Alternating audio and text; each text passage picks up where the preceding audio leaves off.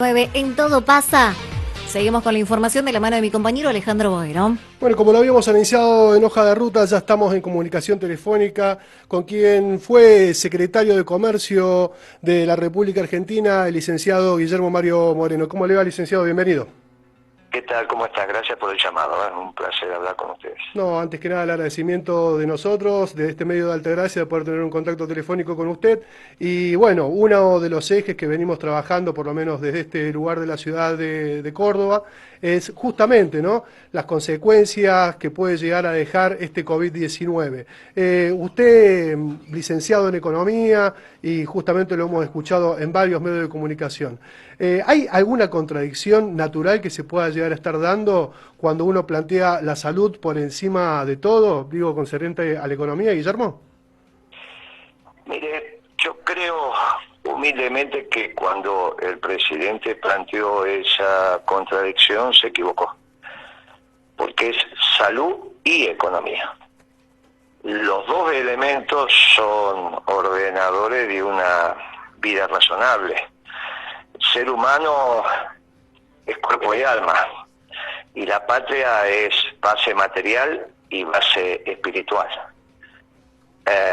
La base material se forma con el trabajo.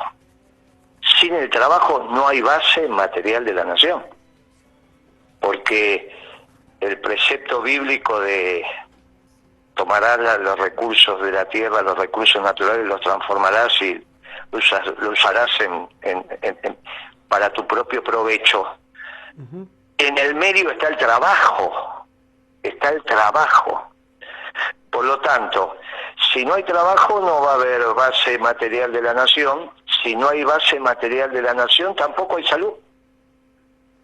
Entonces, humildemente, me parece que lo que hay que hacer es encontrar, como en todos los órdenes de la vida, la correcta armonía entre esos dos vectores. Uno impactado por la pandemia y el otro impactado porque aparentemente la única posibilidad que habría es retirar la fuerza de trabajo del mercado. Ahora, si retiramos la fuerza de trabajo del mercado, nos quedamos sin base material de la nación, y entonces, ¿cómo seguimos? Uh-huh. Sí, bueno, sí. Esto hay que revisarlo. Yo creo que el presidente en eso, ha decidido abordar una temática absolutamente novedosa, singular, como es el coronavirus, desde una sola mirada de una disciplina y de un segmento de la disciplina, porque ni siquiera están los sanitaristas opinando. Desde la disciplina de la salud están opinando los infectólogos y algunos más. Bueno, me parece que hay que ampliar esa mirada para encontrar la mejor solución al tema. Uh-huh. ¿Usted cree que tiene que ver más con una decisión unipersonal de la conducción del Ejecutivo representada en Fernández? Porque eso siempre también se pone en discusión, ¿no? Si es Alberto Fernández quien toma las decisiones, o si son los científicos, si es la gente que lo rodea. Incluso se habla de la expresidenta Cristina Fernández de Kirchner, actual vicepresidenta de la Nación, ¿no? Mire, el Poder Ejecutivo es unipersonal. Así como el Poder Legislativo necesita de los consensos y de la construcción de las mayorías, y es elegido por el pueblo, y el Poder Judicial en determinados ámbitos también necesita la construcción de la mayoría. En este caso hay un método de selección distinto. El Poder Ejecutivo es elegido por el pueblo y es unipersonal. El presidente ha dicho que él toma sus decisiones asesorado por un consejo de expertos, aunque en la última conferencia de prensa él dijo que sobre el COVID-19 era mucho más lo que no se sabía que lo que se sabía, y más bien se sabía bastante poco. Con lo cual es muy difícil que haya un consejo de expertos sobre un tema que se desconoce. En general los consejos de expertos o los expertos lo son porque dominan un tema, y si no se conoce, no se lo domina. Ahora, yo entiendo que fueron seleccionados en función de su curricular y que eran los que más se podían aproximar a entender la problemática desde un punto de vista, y eso está muy bien. El tema es que esto tiene que ser abordado desde varias visiones, tiene que ser multidisciplinario. Y no puede no estar la economía, que no necesariamente tienen que ser los economistas, tienen que ser los expertos en el aparato productivo, porque hay que planificar la economía, hay que entender cómo se van a generar los bienes y servicios. Y para eso están los empresarios, están los dirigentes sindicales. Si quiere convocar o no economistas, hasta diría que es un tema menor, pero no puede dejar de planificar la producción. Mire, no sé a dónde... En las primeras 4 semanas de pandemia, la facturación de bienes y servicios en la Argentina bajó un 40%. Ahora debe ser un poco más que ha bajado. Ya debemos estar atravesando el 50% en el acumulado en la pandemia comparado contra febrero. Bueno, todos esos bienes y servicios faltan en el mercado. Entonces, se está destruyendo la base material de la nación y esto no puede ser. Acá hay un desorden que hay que ordenar. No se puede destruir la base material de la nación. Esto no es comprensible. Ahora, si usted me dijera, mire, hay un conflicto bélico y entonces el enemigo atenta contra la base material, sí, claro que sí, porque la base para ganar una guerra es destruir su aparato productivo. Siempre que hay una guerra, de una confrontación extendida en el tiempo, tratan de destruir la economía de ese país. No solo los soldados, la economía. Por eso bombardean ciudades, plantas, blum, blum, blum. Bueno, ahora que voluntariamente se destruya la base material de la nación es una cosa muy extraña, muy extraña. En esta reconversión que de hecho tendrá el mundo luego del COVID-19, su pensamiento vinculado, arraigado, sentido, siempre con la mirada del peronismo, ¿cuál cree usted que va a ser o cuál se asemejaría al modelo económico con mayores posibilidades en este mundo para generar igualdad, teniendo en cuenta la premisa, por supuesto, del peronismo? Mire, la realidad es que lo que hizo el coronavirus fue catalizar, esto es acelerar un proceso que ya se venía dando como para ponerle un punto de ruptura de la anterior globalización, que fue cuando asumió el presidente norteamericano, allá en enero del 17. Porque lo que primero que hizo Trump fue retirar a Estados Unidos del acuerdo del Transpacífico, y obviamente si Estados Unidos desiste de la globalización, dada la potencia y la densidad en términos políticos, económicos y militares que tiene Estados Unidos, bueno, está obvio que se produce una disrupción en ese proceso y a partir de ahí comienza la construcción de un nuevo orden internacional que se acelera con el coronavirus. Ahora, ese nuevo orden internacional está claro que es la discusión entre dos nacionalismos, un nacionalismo que levanta muros y un nacionalismo que construye puentes. El peronismo y todas sus estructuras organizacionales, inclusive la agrupación, la Brigadier General y los compañeros que participan en esa agrupación, abrevamos en un espacio que tiene que ver con que uno le enseña a su pueblo el amor a su patria, pero también le enseña que hay que amar a los pueblos vecinos, no exterminar a los pueblos vecinos. Es un nacionalismo con categorías hispanoamericanas y no con categorías europeas. Bien, eso es lo que se está discutiendo hoy en el mundo y no hay ninguna duda que a la salida de esta pandemia se va a hacer hincapié en los vectores nacionales para los modelos de desarrollo. En el caso argentino, claramente tenemos dos vectores, uno es el energético y otro es el de los alimentos, y sobre eso tenemos que plantear nuestra economía. No hay ninguna duda que alrededor de eso es donde nosotros vamos a encontrar los elementos diferenciales del resto de los países para que nuestra industria, nuestro complejo industrial, sea competitivo. Si no le damos energía razonablemente barata a nuestra industria, va a ser difícil que pueda hacer productos competitivos a escala global. Y si no le damos el alimento en términos proporcionales a los sectores populares en términos de sus ingresos, va a ser muy difícil que podamos integrar a todos los hijos de Dios que habitan nuestra tierra, nuestro suelo, debajo de esto que antes estábamos definiendo, la base material. Algunos van a quedar afuera. Y el precio de los alimentos termina definiendo si el país es para todos o el país es para algunos. Bueno, lo hemos escuchado varias veces hacer referencia justamente, ¿no?, a que el primer golpe que daba el gobierno de Mauricio Macri con alguna de las políticas que llevaba era justamente haber atacado el bolsillo de los trabajadores y el incremento del valor de los alimentos, concentrado en un par de familias que usted siempre lo dice. Claro. ¿Cómo se abarata el precio de los alimentos siempre en términos proporcionales? Mire, en la pampa húmeda, que es donde sale la mayoría, el gran volumen de los alimentos que produce la Argentina, está en manos de 4 sectores bien diferenciados. La fuerza de trabajo, que son los peones rurales, veterinarios, ingenieros agrónomos, etcétera, etcétera. Los contratistas, que son los dueños de esas maquinarias enormes que uno ve cuando va por las rutas de la patria que están haciendo las labores. El productor, que es el que organiza la producción, siempre hay alguien que organiza la producción, en este caso en el campo se llama productor, y en las urbes se llama empresario, en este caso es un empresario productor, y finalmente el dueño de la tierra, en la pampa húmeda. Ahora, ese dueño de la tierra, que es dueño de un bien que no se amortiza, no un edificio, no una fábrica, no un auto, no un camión, la tierra no se amortiza. Dentro de 100 años la tierra tiene el mismo valor contable en función del precio de la hectárea que en ese momento se pueda vender, pero no hubo ninguna amortización. Se lleva el 12% en moneda dura por año. No se puede llevar 7.000 millones de dólares simplemente por el título de propiedad.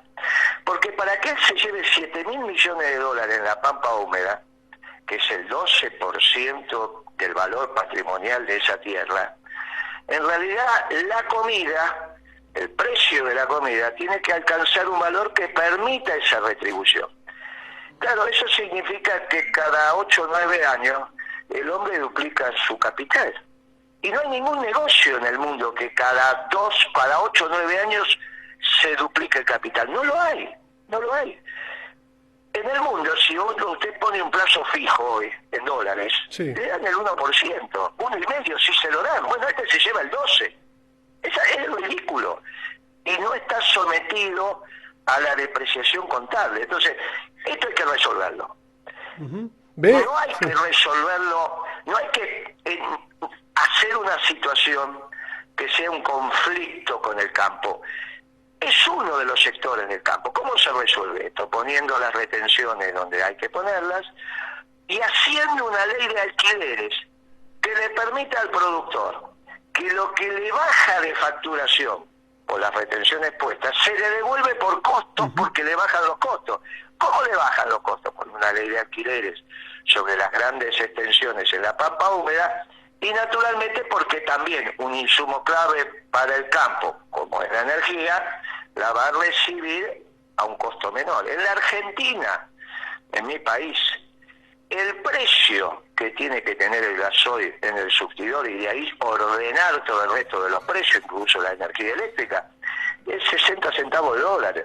Cuando la Argentina tuvo 60 centavos de dólar, el litro de gasoil, la Argentina florecía. Ahora, si vos lo ponés por encima, y bueno, ahí sí está el modio bárbaro, porque la Argentina tiene una extensión y está en un lugar en el mundo ubicada, que mucho de su productividad tiene que ver con la logística. Y el campo es un gran demandante del insumo gasoil. Entonces hay que bajar el precio del gasoil a 0,60 centavos de dólar el litro, y hay que resolver el tema de los alquileres de la tierra. Se discutió en la Argentina esto, sí, mire, los alquileres de la tierra se discutió a principios del siglo XX, en el famoso grito de Alcorta, y ahí nació la Federación Agraria. 100 años después estamos discutiendo lo mismo. Esto es una tontería. Es una tontería que cuando pagamos el precio de la comida, lo único que estamos aumentando es la billetera del dueño de la tierra. Mire, se tienen que llevar como se llevan en el mundo. Un 1%, un 2% de su propiedad, no se pueden llevar el 12% anual. Bueno, esto es lo que se viene llevando de hace muchísimos años. Bueno, llegó un momento en que hay que decir basta. Licenciado, ¿lo ve al doctor Alberto Fernández con el modelo de gestión que ha llevado? Incluso le preguntaría si usted lo define como un gobierno peronista o un gobierno progresista, pero digo, ¿lo ve con una planificación económica para poder llegar a estos dos ejes que hemos marcado con alimentos y con los energéticos como base de la recomposición económica del país? Mire, la verdad que no. Yo lo veo, hoy lo veo con una declaración central que hizo Ricardo Alfonsín, porque son esas declaraciones que iluminan. ¿Cuándo una declaración ilumina? Y bueno, cuando tiene la precisión de que vos abrís los ojos. ¿Qué dijo Ricardo Alfonsín? Que este era un plan económico radical. Y nadie salió a desmentirlo. ¿Y por qué digo que ilumina? Y bueno, porque todos sabemos que si un plan económico radical sabemos cómo termina. Porque ya vivimos la experiencia de Alfonsín y la experiencia de la Rúa. Y si yo te pregunto a vos, decime un economista radical de fuste y que entienda lo que pasa, y bueno, va a terminar el programa y vas a seguir pensando. Entonces digo, mire, esto es obvio como es. Yo lo que creo que necesitamos es decirle al presidente sobre un documento base que le vamos a presentar el día lunes, que son una propuesta que hemos elaborado los economistas del peronismo, decirle, bueno, presidente, acá tiene una línea de tiempo posible a cumplir con algunas propuestas, basadas en la doctrina del Movimiento Nacional Justicialista, para que Alfonsín no pueda seguir diciendo que esta es una política económica radical. Después está la decisión del presidente, que vuelvo a insistir, el Poder Ejecutivo es una personal, ¿qué camino quiere seguir? Puede seguir un camino, puede seguir otro. Humildemente uno lo que le dice al presidente, mire, hay que corregir este rumbo que está teniendo. Este rumbo que está destruyendo la base material de la nación, por un lado, y que a su vez, a los ojos de nuestro pueblo, confunde.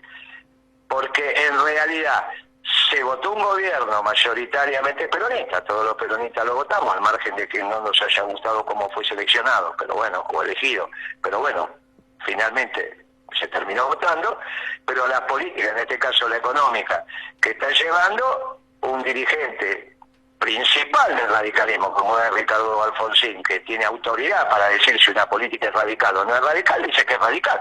Bueno, tenemos un problema. Y esto hay que ordenarlo. Mañana es un nuevo aniversario y lo quiero traer un poquitito acá a nuestra provincia. Mañana se conmemora un nuevo aniversario, ¿no?, del Cordobazo, de esa gesta histórica, sí, de obrero, de estudiante. Usted es un hombre que pela cana y lo dice orgullosamente, un porteño de ley que tiene su ferretería. ¿Cómo ve a la provincia de Córdoba? ¿Cuál es el vínculo que tiene con el gobernador Juan Schiaretti? ¿Y cómo ve el peronismo también de la provincia? Bueno, yo eso se lo dejo a los compañeros de las agrupaciones que expresan nuestra política en Córdoba. No es correcto que sobre la gestión del gobernador opinemos desde fuera de la provincia. Ahí hay dirigentes como Gonzalo, como Martín, que pueden perfectamente expresarlo y van a expresar nuestra presencia. No tengo duda que Schiaretti es un dirigente de primer nivel del peronismo nacional, y obviamente los cordobeses también lo entienden porque lo han elegido. Pero es una de las referencias que tiene el peronismo a nivel nacional y que obviamente es uno de los dirigentes que se tiene que sentar en esa mesa para empujar todos juntos el carro, no hay ninguna duda. Ahora, esto no depende del gobernador Schiaretti ni de ningún gobernador. Esto depende del presidente de la nación. Porque estamos hablando de la macroeconomía, no estamos hablando de las finanzas provinciales. Finalmente uno dice que en la provincia hay ministro de Economía, pero eso no es cierto. Porque lo que llaman ministro de Economía no deja de ser un secretario de Hacienda que lo que hace es analizar los ingresos, tratar de recaudar y maximizar su utilización con un gasto racional. La economía se hace de la nación. La tasa de interés, la emisión monetaria, el tipo de cambio. Todo esto, hay un solo ministro de Economía o hay un equipo, pero depende del Poder Ejecutivo. De la misma manera que la defensa nacional depende del Poder Ejecutivo y las relaciones internacionales también. Hay elementos ordenadores de la patria que en este caso están concentrados en la figura del presidente. Por eso es el comandante en jefe de las Fuerzas Armadas, es el que define la geopolítica de la Argentina, o sea, su inserción internacional, y define la economía. La cantidad de dinero que hay, la tasa de interés, el tipo de cambio, etcétera, esas son decisiones que toma el presidente, aconsejado por su equipo de gobierno, pero las toma el presidente. Y estamos hablando de esto fundamentalmente. Sí, no, por supuesto. Me quedan un montón de preguntas, la verdad, para hacerle. Guillermo, llevamos 20 minutos de entrevista, se pasó volando. En el marco de lo que es este COVID-19, ¿no? 60 días. ¿Se acuerda la última alegría, Guillermo, que ha tenido? La última alegría que le viene a la cabeza, sea en el orden político, en el orden familiar. Siempre es importante también humanizar un poco los cuadros dirigenciales que tiene. Bueno, obviamente que en lo personal, cada vez que mis nietos o mis hijos me mandan un te quiero, a uno se le pianta un lagrimón. Pero fuera de lo personal, y cuando nosotros hacemos las reuniones con los compañeros, presenciales o virtuales en este caso, cuando termina la reunión siempre cantamos la marcha. Y cantar la marcha es una alegría, porque vos te das cuenta que te empieza a circular la sangre por el cuerpo.